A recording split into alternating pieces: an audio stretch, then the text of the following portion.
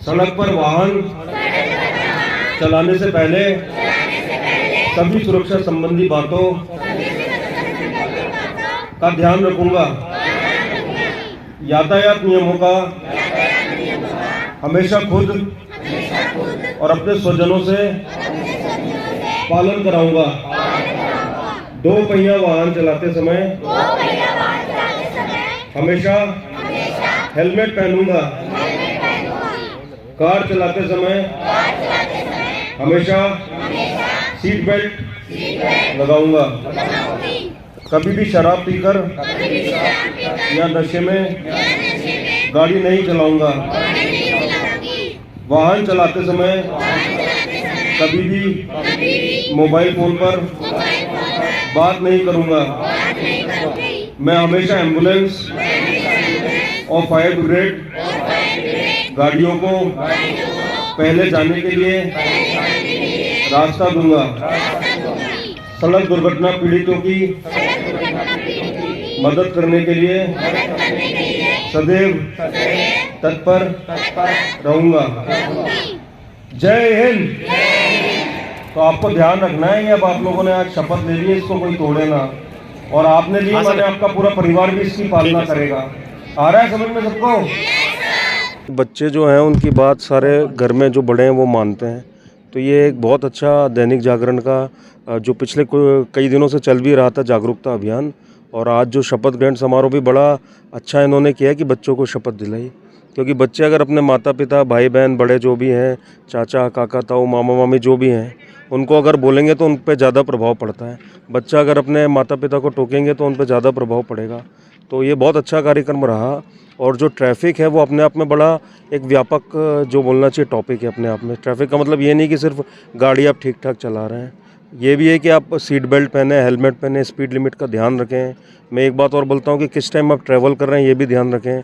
अगर पॉसिबल हो तो हमेशा दिन में ट्रैवल करना चाहिए। रात्रि की जो जर्नी है उससे बचना चाहिए, क्योंकि हमारा प्राकृतिक वो है कि हम रात में ज़्यादा, किसी को भी नींद आती है और दिन में ज़्यादा अलर्ट एक्टिव रहता है। तो ये तो हो ही गया कि गाड़ी जो है वो सावधानी से चलाना है। इसके साथ साथ ही जब हम लोग पैदल चलते हैं तो भी हमको ध्यान रखना है, अपनी आँख और कान खुले रखना है कि कोई भी हमारे आसपास तेज़ गाड़ी तो नहीं आ रही है, या कोई अपोजिट डायरेक्शन में या कोई गलत डायरेक्शन में गाड़ी तो नहीं आ रही है।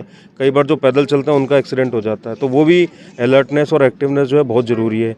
एक मोबाइल आजकल बहुत बड़ी समस्या है, चाहे लोग गाड़ी चला रहे हों या पैदल जा रहे हों, वो मोबाइल पर इतना व्यस्त रहते हैं कि उनको मालूम ही नहीं रहता कि आसपास क्या हो रहा है। तो वो भी ध्यान रखें कि जब आप गाड़ी चला रहे हैं तो मोबाइल को अलग रख दें, उसको साइलेंट पे रख दें। आपके जीवन से ज़्यादा आवश्यक कोई कॉल नहीं है।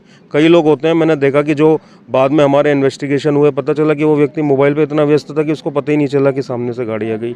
तो एक पैदल चलने में भी हमको ध्यान रखना चाहिए कि हम फुटपाथ का प्रयोग करें, किनारे चलें, और हमेशा ऐसे डायरेक्शन में चलें कि हमें मालूम हो कि गाड़ियों का क्या मूवमेंट हो रहा है। और वो ये कि अगर रात को जा रहे हैं तो थोड़ा कुछ लाइट वाइट की व्यवस्था हो हमारे पास। और कई जगह आपको मालूम होगा कि कोई जो एक्सीडेंट के हॉट स्पॉट्स हैं वो शहर में सभी को मालूम रहते हैं, तो वहाँ स्पेशल सावधानी आप लोग बरतें, ठीक है ना। जहाँ ज़्यादा रोड एक्सीडेंट्स होते हैं, कोई अंधा मोड़ है, कोई कुछ है, हम भी प्रयास कर रहे हैं कि उनको सुधारा जाए। ये हो गया। साथ ही जब आपने देखा होगा कि बस में जाते हैं, पब्लिक ट्रांसपोर्ट में भी लोग बहुत चढ़ के जाते हैं, ओवरलोड करके जाते हैं, बस में लटकते हुए जाते हैं, तो उसमें भी ज़रा सा एक ब्रेक लग जाता है, कुछ हो जाता है तो व्यक्ति गिर जाता है, उसमें भी कई बार मृत्यु हो जाती है या बहुत भीषण जो है चोट लग जाती है।